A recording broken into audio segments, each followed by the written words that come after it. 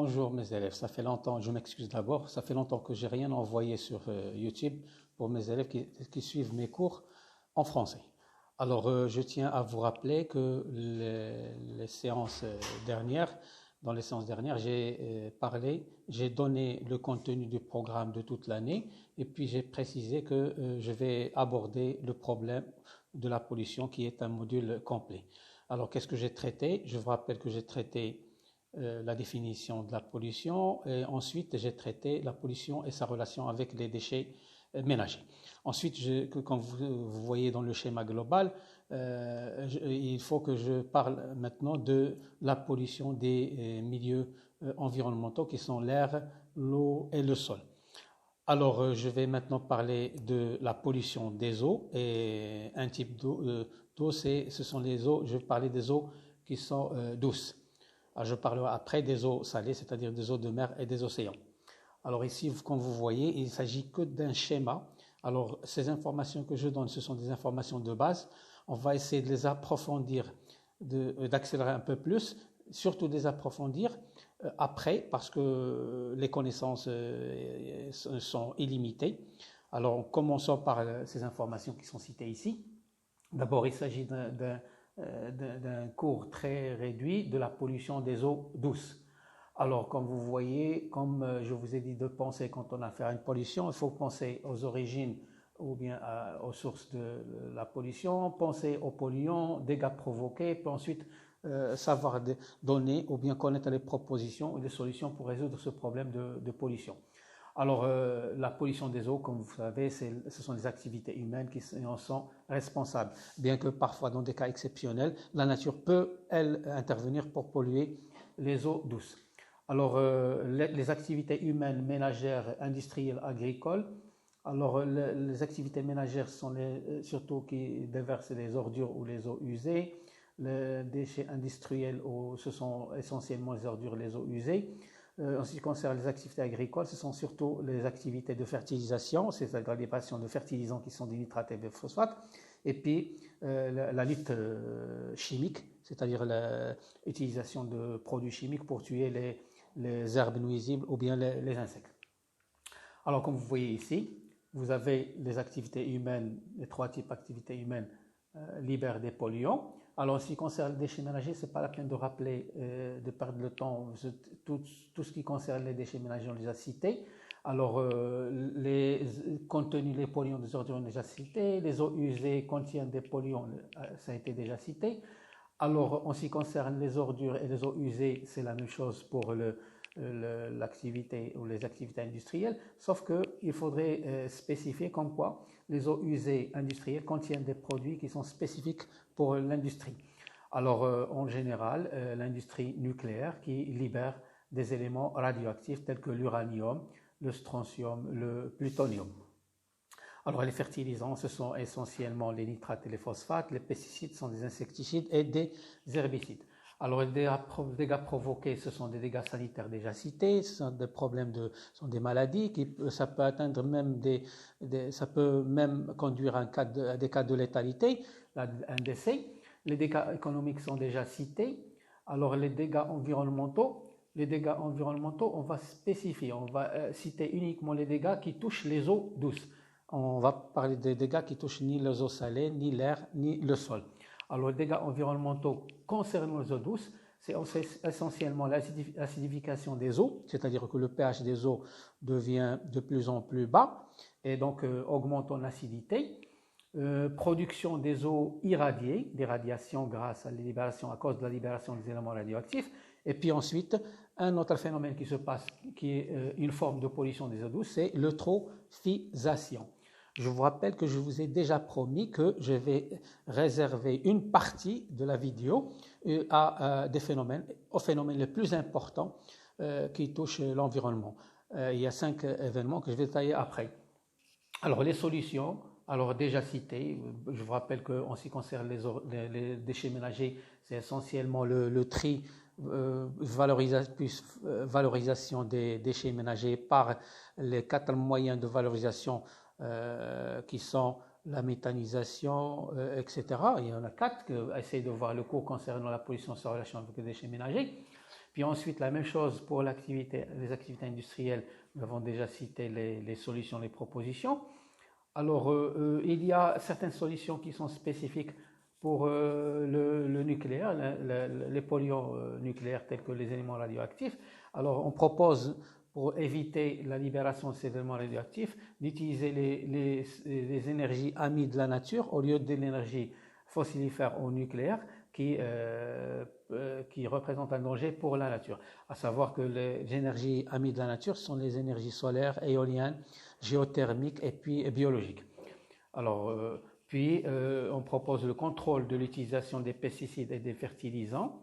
Opter pour la lutte biologique. Je vous rappelle que la lutte biologique, c'est une lutte contre des insectes nuisibles ou des herbes nuisibles par l'utilisation, par la culture d'êtres vivants. Ce sont des animaux en général. On les cultive en grand nombre, puis on les libère dans les milieux afin qu'ils nous débarrassent des insectes, surtout nuisibles. Puis le contrôler le surpâturage. Le surpâturage, c'est le fait de cultiver un grand nombre de bétail qui produisent une très grande quantité de fertilisants dans sa matière fécale. Alors, en ce qui concerne les dégâts environnementaux sur lesquels je vais me concentrer, alors il y a 5 dégâts, à savoir les pluies acides. Les pluies acides plus trop d'ozone ou amincissement de la couche d'ozone, plus effet de serre, ce sont 3 phénomènes liés à la pollution qui se passent au niveau de l'atmosphère, c'est-à-dire dans l'air. Alors, il y a l'eutrophisation comme 4 phénomènes qui se passent dans les eaux douces. C'est un phénomène qui est lié aux eaux douces. Puis ensuite, la marée noire ou les marées noires, ce sont des événements qui se passent dans les eaux salées, c'est-à-dire les eaux des mers et des océans. Alors, pour le premier dégât, le premier phénomène de pollution, ce sont les pluies acides. Alors, vous avez ici un schéma global, mais attention, comme je vous ai dit, ce n'est qu'une base qui va vous permettre de suivre des vidéos qui projettent les informations très rapidement. Alors, les pluies acides ont comme origine, donc on pense toujours aux origines, aux sources, les activités humaines, qu'elles soient ménagères, industrielles ou agricoles. Alors, ces activités qui nous intéressent, qui ont une relation avec les pluies acides, ce sont les activités qui déversent les gaz qui vont produire dans le futur les pluies acides. Alors, ces gaz sont essentiellement le CO2 et le CO, le monoxyde et le dioxyde de carbone, le chlore, le phosphore, les gaz riches en P, en phosphore, riches en azote et riches en soufre.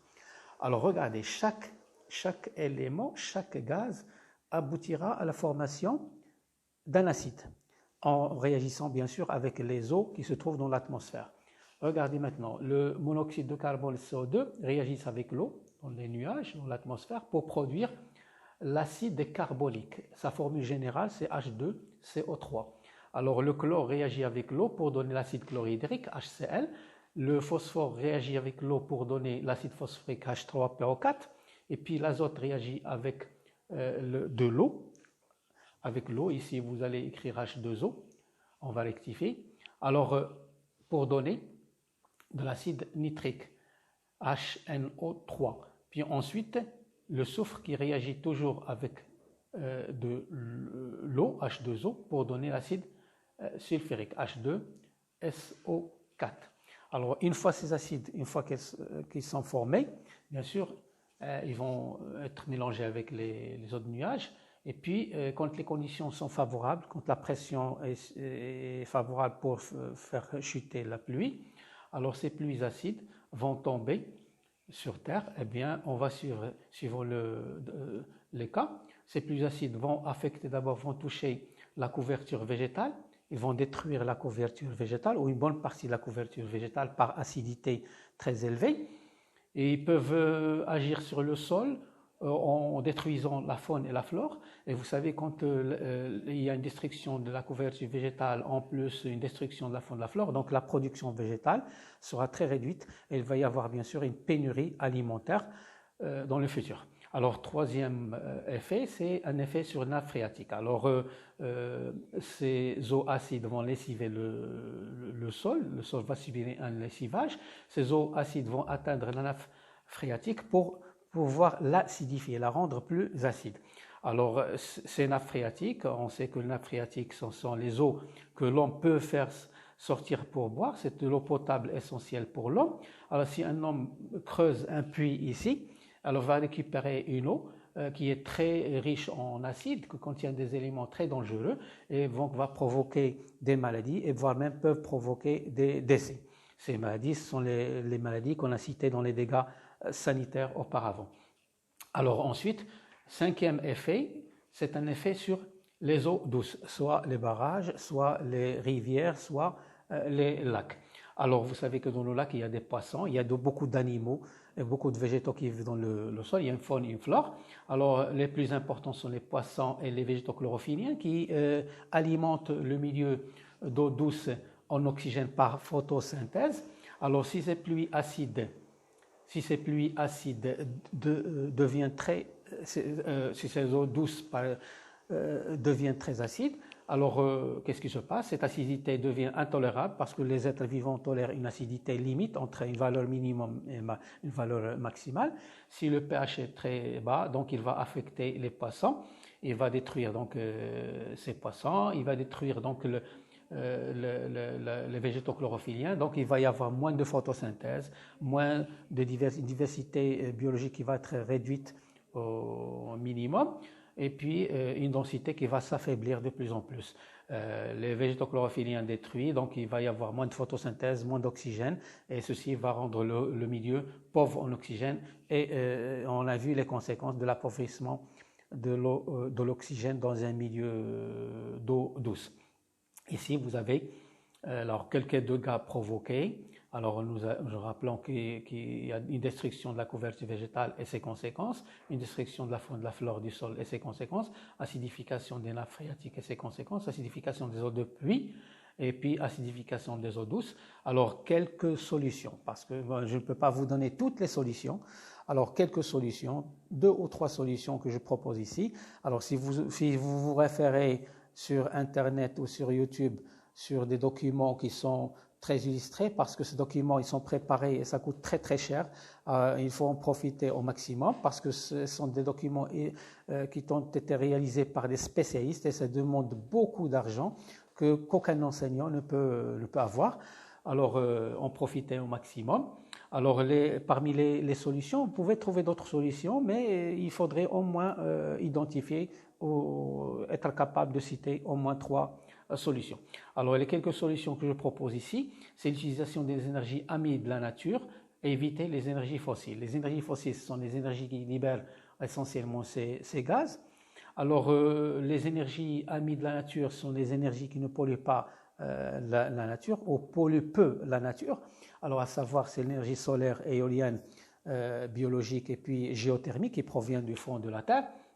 Puis, je propose aussi contrôle de l'utilisation des pesticides et des fertilisants qui peuvent être une source importante de dégagement de ces gaz.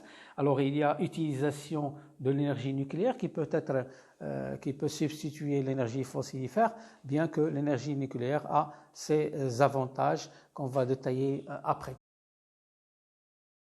Deuxième phénomène de la pollution, c'est le trou d'ozone ou amincissement de la couche d'ozone. Alors, il faut savoir d'abord ce que c'est que la couche d'ozone. La couche d'ozone, c'est une couche qui se trouve dans l'atmosphère. C'est une couche formée de trioxygène, O3, et c'est une couche qui nous protège contre les radiations UV, les ultraviolets de type B qui proviennent du soleil. Alors, elle empêche la pénétration d'un pourcentage très élevé des ultraviolets, surtout les UVB. Alors, l'arrivée de ces ultraviolets au niveau de la Terre, c'est une arrivée importante parce que les UV ont beaucoup de rôles qui sont bénéfiques pour les êtres vivants, qu'ils soient animaux ou végétaux. Alors, pour traiter ce schéma, on commence par la source, l'origine de ce trou d'ozone. Alors, les activités humaines toujours, de 3 types, ménagères, puis industrielle puis agricole, alors libère une grande quantité du chlore. Alors c'est le chlore qui est le seul élément, ou bien en tout cas l'élément le plus important qui affecte la couche d'ozone.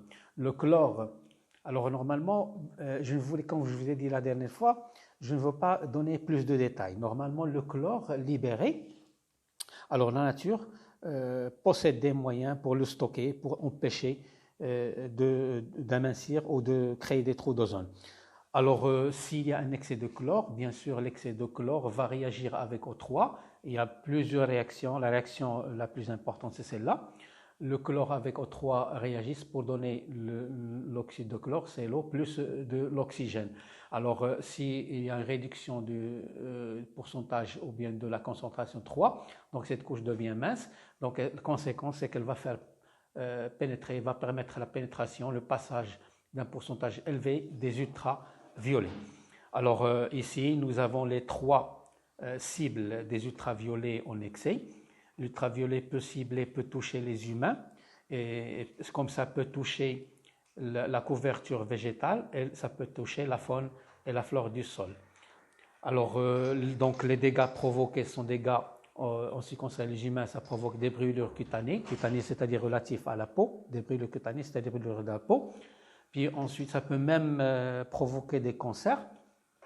Alors, sur la couverture végétale, ça peut provoquer des incendies fréquents et durables.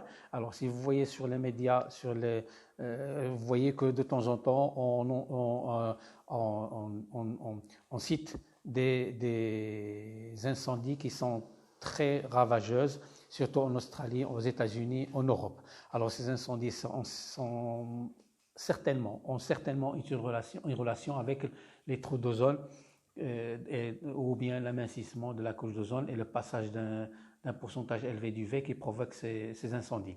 Alors, si la couverture végétale est incendiée, donc, conséquence, il va y avoir moins d'oxygène libéré, et puis il va y avoir moins de production végétale, ce qui conduira à une pénurie alimentaire et donc à la famine. Troisième effet des ultraviolets, c'est un effet sur la faune et la flore du sol.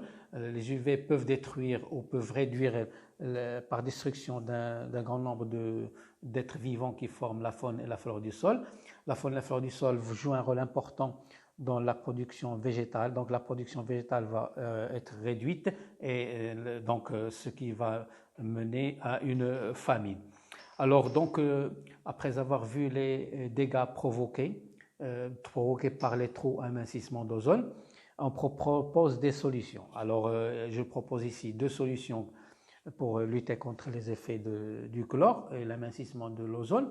Alors, premièrement, substituer le chlore par un élément, c'est-à-dire modifier le chlore par un autre élément chimique qui a le même rôle que le chlore, mais sans effet négatif. Effectivement, les scientifiques ont découvert un gaz qui joue le même rôle que le chlore et qui n'a pas d'effet négatif, en tout cas remarquable sur la nature. Puis, je propose deuxième solution, c'est de contrôler la consommation des produits chlorés, réduire ces consommations afin de réduire la libération du chlore. Alors, il y a une autre solution, troisième solution qu'on peut citer ici et qu'on peut ajouter, je vais la citer verbalement. Alors, comme vous savez, cette réaction qui a relation avec le chlore et l'O3, c'est une réaction qui est réversible. Elle peut se passer suivant cette flèche, qui conduit à la décomposition de O3 et la formation de l'oxygène. Cette réaction, elle est réversible, elle peut se passer dans le sens inverse, c'est-à-dire que l'oxygène avec ses eaux peut produire le O3 plus sel. Donc dans ce cas-là, on a ici un excès d'O3, donc il va diriger la réaction vers ce sens 1, mais par contre, pour diriger la réaction dans le sens contraire, il faudrait donc faire augmenter le taux d'oxygène. Et pour faire augmenter le taux d'oxygène, alors les éléments ou les êtres qui produisent l'oxygène, ce sont les végétaux. Donc il faudrait implanter le maximum d'arbres pour produire le maximum d'oxygène, pour orienter cette réaction vers la production d'O3. Et comme ça, on va rétablir la couche d'ozone afin qu'elle puisse devenir épaisse pour empêcher les UV qui peuvent impacter négativement la Terre, soit sur les êtres humains, soit sur la couverture végétale, soit sur la faune plus flore. Alors n'oubliez pas que ces informations que je vous donne, ce sont des informations de base. Mais les détails, vous pouvez même vous-même m'enseigner, me donner quelques informations qui sont très récentes en vous référant sur des sites qui sont très fiables. De toute façon, vous n'avez qu'à écrire trop d'ozone ou amincissement de la couche d'ozone. Vous demandez des informations soit sous forme de texte, soit sous forme d'image, soit sous forme de vidéo. Et il y en a très très plein. Et si par hasard vous maîtrisez l'anglais, sachez que les pays anglophones ont des moyens énormes et vu qu'ils ont des moyens, ils ont enregistré des vidéos qui sont d'une extrême importance. Donc à vous de voir ces sites pour s'informer encore plus, pour approfondir vos connaissances concernant ce phénomène. Troisième effet, troisième événement ou phénomène de pollution, c'est l'effet de serre. Alors, pour comprendre l'effet de serre, il faut savoir que normalement, dans les conditions naturelles, il y a libération des gaz, mais avec un taux qui est normal. Ces gaz libérés ont un effet de serre. C'est quoi l'effet de serre? Ces gaz, qu'est-ce qu'ils font? Alors, les rayons solaires passent à travers ces gaz, atteignent le sol et sont réfléchis vers l'atmosphère. Alors, les gaz, que font ces gaz? Ils vont réfléchir donc cette lumière vers le sol. Cette réflexion qui est due à des gaz à effet de serre fait chauffer la Terre. Normalement, sans ces gaz, la température de la Terre aurait pu atteindre moins 18. Avec ces effets de serre, la température, donc, elle s'élève. Alors, normalement, dans les conditions normales, avant l'ère industrielle, cet effet de gaz a fait augmenter la température de la Terre pour atteindre une valeur calculée, une valeur estimée à peu près une moyenne de la température de la Terre. Ce n'est pas la température de la Terre, la moyenne calculée toute l'année, de 14,8 degrés Celsius. Faites attention parce qu'on ne va pas considérer que l'augmentation de la température terrestre est un effet de serre. Parce que sinon, on dirait que la variation, l'augmentation de la température au cours de l'été, pour atteindre 40 degrés, c'est un effet de serre. Or que c'est faux, c'est une augmentation de la température qui est due à un changement de saison. Alors, donc l'effet de serre, il est dû à ces gaz à effet de serre. Alors, qu'est-ce qui se passe quand il y a une libération importante de gaz à effet de serre grâce à des activités humaines très importantes? Il y a la libération d'un excès de gaz. Ces gaz, donc leur taux s'élève, donc leur pouvoir de faire retenir les rayons solaires dans la Terre augmente. Donc, ce qui fait augmenter la moyenne de la température terrestre. Alors, elle peut augmenter, actuellement, elle est estimée à peu près 16, c'est-à-dire qu'elle a augmenté de plus de 1,5 degrés Celsius.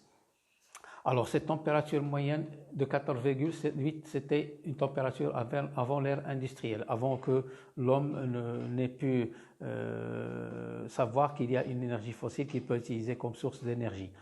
Alors, conséquence donc, de cette augmentation de la moyenne de la température terrestre qui actuellement elle est aux environs après l'ère industrielle. Actuellement, elle est estimée à peu près 16 degrés Celsius. Alors, vous pouvez, en vous référant sur des sites fiables, sur des sites très récents, vous pouvez vous-même m'informer sur la valeur exacte actuelle, de combien a augmenté, à quelle valeur cette moyenne de la température terrestre a atteint cette année. Alors, les conséquences sont multiples. Alors, l'Organisation mondiale de la santé a décelé 15 conséquences. Je ne vous demande pas de le connaître toutes, mais je vais vous citer quelques-unes. Alors, premièrement, cette augmentation de la moyenne de température provoque une fonte des glaces polaires. Les glaces polaires fondent, la glace passe de l'état solide à l'état liquide. Toute la masse fondue qui est devenue liquide va être dirigée, orientée vers les mers et les océans. Conséquence, il va y avoir une élévation du niveau de la mer qui va provoquer l'inondation surtout des terres basses, surtout des côtes. Alors, les submersions, c'est envahissement de l'eau des zones habitées. Alors, donc, vagues de chaleur fréquentes, c'est ce qu'on remarque actuellement. Il y a des zones qui subissent une vague de chaleur qu'ils n'ont jamais connue depuis très très longtemps. Les précipitations, comme vous les voyez, ne sont pas uniformes. Alors, il y a des précipitations de très très hautes qui provoquent des dégâts, qui provoquent même des destructions des habitats, et voire même des régions qui vont souffrir de la rareté des précipitations. Alors, sixièmement, inondations qui détruisent les récoltes agricoles. Alors, si les récoltes sont détruites, donc il va y avoir une pénurie alimentaire, donc c'est la famine. Alors, les populations doivent se déplacer, doivent quitter leurs habitats, leurs structures. Vous voyez combien de pertes estimées en milliards de dollars. Alors, il y a aussi extinction des espèces. Les espèces vont s'éteindre, elles ne vont plus exister sur Terre. Et ce qui est très grave, c'est l'apparition d'espèces qui sont très nocives. Alors, d'après ce que je remarque, c'est que les conditions qui existent actuellement et que l'homme essaie de soutenir, ce sont des conditions qui nous ramènent vers les conditions que vivait la Terre il y a très longtemps avant l'apparition des mammifères. Alors ça veut dire que les conditions de vie même de l'être humain commencent à se dégrader. Peut-être qu'un jour il y aura plus, ces conditions deviennent tellement défavorables qu'il va y avoir extinction de l'être humain. Alors parmi les espèces, et ça j'en doute fort, les espèces qui sont apparues, qui sont très nocives, c'est le coronavirus, certainement qui a une relation avec cette pollution. Quatrième phénomène de la pollution, c'est l'eutrophisation. Alors pour savoir ce que c'est que l'eutrophisation, bien sûr je ne vais pas définir tout de suite l'eutrophisation, je le ferai après. Alors les activités humaines, je le rappelle, industrielles, ménagères et puis agricoles, libèrent ce qu'on appelle des fertilisants. Ce sont les fertilisants donc, qui sont responsables de l'eutrophisation. Les fertilisants, ce sont les produits chimiques qui fertilisent, qui rendent les milieux très fertiles, c'est-à-dire très producteurs, que ce soit de végétaux ou d'animaux. Alors les fertilisants les plus importants sont les nitrates et les phosphates. Alors ils sont libérés, par exemple ici, ils sont libérés par le surpâturage, par l'utilisation des fertilisants azotés et phosphatés pour faire développer les végétaux au maximum, pour faire augmenter la production végétale.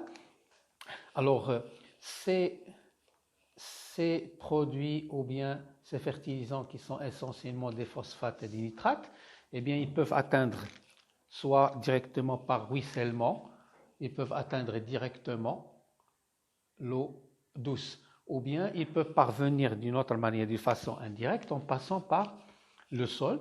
Le sol va être lessivé, donc l'eau va ramener le phosphore et l'azote qui sont des fertilisants vers la nappe phréatique. La nappe phréatique va véhiculer, qui va transporter. Ces eaux sont riches en nutriments qui sont les phosphates et l'azote. Alors voilà, en fin de compte, les fertilisants arrivent dans un milieu d'eau douce.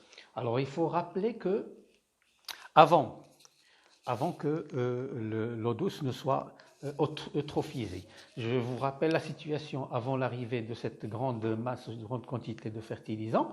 Alors les eaux douces en général qui ne sont pas polluées, ils ont un fond qui est riche en sable et gravier, il n'y a pas de boue.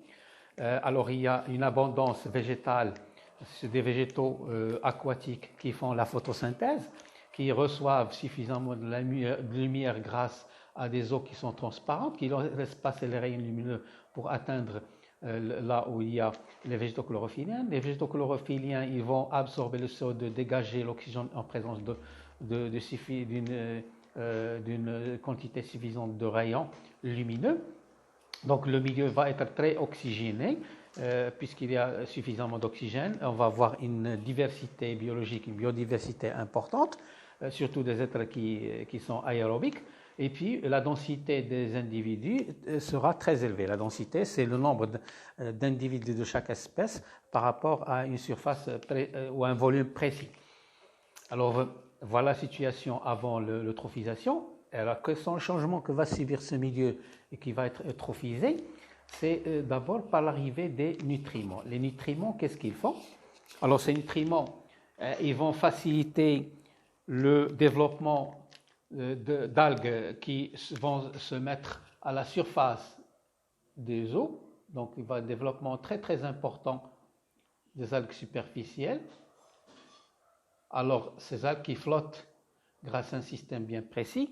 Il y a aussi un développement du phytoplancton. Le plancton sont des végétaux microscopiques qui vont se multiplier d'une façon très très remarquable à la surface. Donc, conséquence, c'est quoi? C'est que les rayons lumineux ne peuvent plus atteindre, voilà, les rayons lumineux ne peuvent plus atteindre les végétaux chlorophylliens. Il va y avoir, je vais barrer les éléments qui ne vont plus exister. Alors, il y aura moins ou pas de photosynthèse. Alors, conséquence, c'est qu'il y aura une rareté de l'oxygène. Le taux d'oxygène baisse considérablement. Les végétaux qui ne reçoivent plus de lumière vont donc mourir et vont se déposer donc dans le fond. Alors les végétaux chlorophylliens à la surface se développent d'une façon incroyable. Alors bien sûr, ils ont une certaine durée de vie.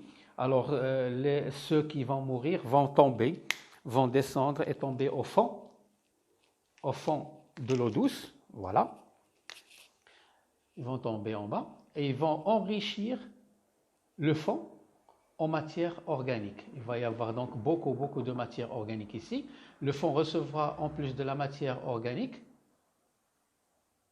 il va recevoir une grande quantité de boue. Alors le gravier, les graviers plus le sable vont être remplacés par une accumulation importante de boue. Alors, une fois que le fond s'enrichit en matière organique et de boue, alors ces conditions vont devenir très favorables pour le développement de bactéries pathogènes, de bactéries très très toxiques, des bactéries qui vont absorber, qui vont consommer de l'oxygène parce qu'ils dégradent la matière organique. Ils essaient en tout cas de dégrader la matière organique polluante dans le fond en utilisant beaucoup d'oxygène. Donc le peu d'oxygène qui reste avec la consommation de bactéries ici, ils vont réduire le taux d'oxygène à un taux très bas, de telle manière que les êtres vivants aérobiques ne peuvent plus supporter. Alors donc la biodiversité, la diversité va être réduite, il va y avoir de moins en moins d'espèces grâce à leur extinction. Donc il y aura peu de voire même pas de poissons. La densité aussi, même si les espèces qui résistent, ils résistent donc avec une densité qui est faible. Les poissons qui meurent suite à une asphyxie, c'est-à-dire à une pénurie ou absence d'oxygène, eh bien, ils vont se mettre, ils vont flotter à la surface et ils vont être rejetés. Et de toute façon, on va voir un rejet très important d'une quantité très importante de poissons qui va être déplacé vers la marge des eaux douces. Alors, rappelons donc que l'eutrophisation, c'est quoi? Donc, on peut maintenant définir ce que c'est que l'eutrophisation. L'eutrophisation, donc, c'est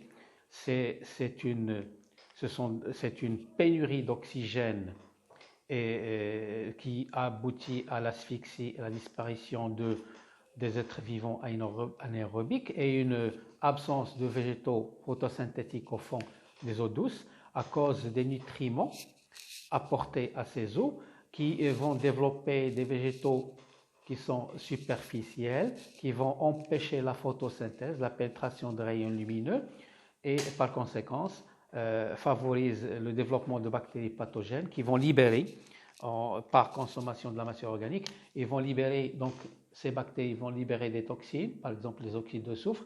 Ces toxines sont des substances chimiques qui vont aggraver la situation et vont tuer le peu d'êtres vivants qui restent dans le milieu.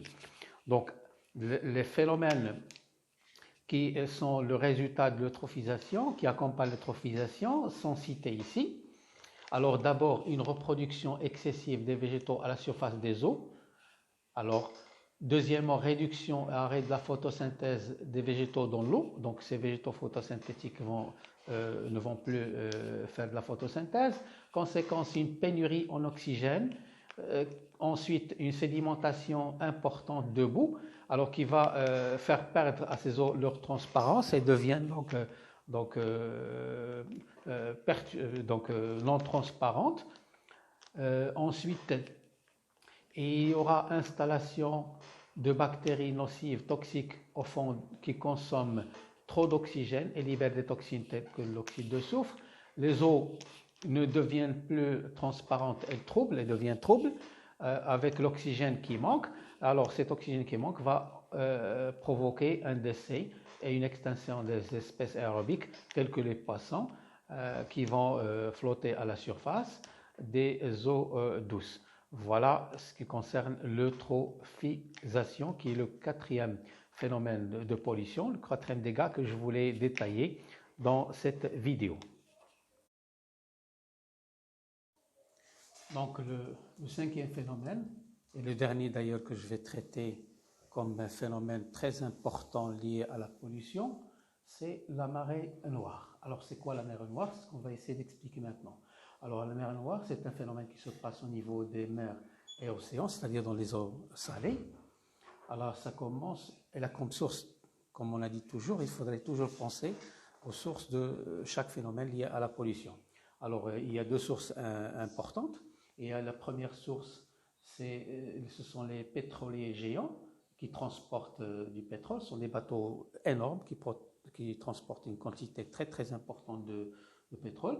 Alors s'il y a un accident qui est dû soit à une erreur humaine, soit à une défaillance au niveau du matériel avec lequel est construit le pétrolier géant, alors il va y avoir une libération importante de pétrole. Alors ce pétrole, il va flotter parce que sa densité elle est beaucoup plus faible par rapport à l'eau. Elle va flotter et elle va constituer ce qu'on appelle une marée noire. Alors cette masse donc flottante du pétrole, elle va se déplacer vers le littoral. Et il y a une deuxième source aussi du pétrole qui va être libéré, ça concerne les instruments utilisés liés à une plateforme dans la mer qui essaie de pomper le pétrole à partir d'un gisement qui se trouve dans la terre, sous l'océan ou la mer. Alors ces instruments, alors il y a d'abord une canalisation, des canaux qui transportent le pétrole à la surface, et il y a tout un ensemble d'instruments qui vont transporter ce pétrole vers les pétroliers géants. Alors s'il y a une fuite par exemple ici ou bien au niveau de la plateforme, eh bien une grande masse du pétrole va être libérée et va se mettre à la surface pour former une marée noire. Donc voilà donc la source. Le polluant ici, c'est uniquement le pétrole brut. Ce pétrole, bien sûr, il ne va pas rester ici. Alors les vagues vont l'emporter, il va être emporté vers le littoral. Et c'est là qu'on va voir les dégâts provoqués. Alors les dégâts provoqués, c'est essentiellement une destruction de toute la faune et la flore qui se trouve au niveau du littoral, à savoir les végétaux qui se trouvent, les algues par exemple, proches de la côte, et puis les phytoplanctons et le zooplancton, qui sont les éléments essentiels pour nourrir les poissons. Alors ici, au niveau du littoral, il y a une quantité importante de poissons. Alors si par hasard la marée noire arrive ici, elle va détruire toute forme de vie ici, que ce soit végétale ou animale. Donc et les oiseaux qui circulent ici pour essayer de capturer les poissons, alors ils n'arrivent pas à déceler et reconnaître la marée noire. Alors ces oiseaux vont observer plusieurs poissons qui flottent, ils vont essayer de les récupérer et ils vont être fixés au niveau de la marée noire. Ils vont automatiquement être éliminés par asphyxie. Alors ces oiseaux et ces poissons vont être transportés vers la côte. Donc il y aura toute une destruction importante au niveau du littoral. Les conséquences, c'est surtout une conséquence sur l'économie, parce que toute cette zone va être interdite de pêche, et donc pendant de longues durées. Donc il va y avoir beaucoup de journées de perte de travail. Toutes ces zones productrices de poissons ne produira plus de poissons. Et bien, on va perdre une grosse somme d'argent de poissons qu'on aurait pu pêcher s'il n'y avait pas cette marée noire. Alors les solutions qu'on peut proposer pour lutter contre cette marée noire. Alors, à savoir, premièrement, utiliser l'énergie amie de la nature. Il faut réduire la consommation de pétrole, qui est une forme d'énergie ennemie de la nature, le remplacer par l'ami de la nature, qui est essentiellement l'énergie solaire, l'énergie éolienne, l'énergie géothermique et puis biologique. Il faut penser aussi à réduire la consommation des énergies fossiles, telles que le pétrole, c'est surtout le pétrole ici, développer les capacités humaines, parce qu'en général, les accidents qui surviennent au niveau du transport avec des pétroliers géants ou bien au cours du pompage du pétrole, ce sont des erreurs humaines qui provoquent ces accidents. Alors il faut développer les capacités humaines, n'embaucher que les gens qui sont très très compétents, qui ont une possibilité presque nulle de commettre des erreurs qui pourraient déclencher une fuite de pétrole et par conséquent donner naissance à une marée noire. Alors, développer l'industrie de pompage et de transport du pétrole. L'industrie, on va utiliser des canaux qui sont très difficiles à casser, donc, et puis utiliser des instruments qui vont réduire la probabilité d'avoir un échappement ou d'un accident nul. Aussi, il faudrait développer la technique ou bien l'industrie de construction des pétroliers géants, surtout en ce qui concerne les métaux utilisés pour construire les bateaux, qui devraient être très résistants au choc. Si un accident est un choc, et donc le choc ne peut pas déclencher une fuite ou un creux qui va permettre une fuite de pétrole. Et surtout, il faut développer, en plus de cela, c'est tous les systèmes de radar qui peuvent déceler le danger de loin, que ce soit un danger de profondeur ou de surface. Et puis développer aussi la vitesse avec laquelle circulent ces pétroliers géants pour éviter à temps tout accident. Alors voilà, la séance vidéo est terminée. La prochaine fois, on abordera un autre sujet, Inch'Allah.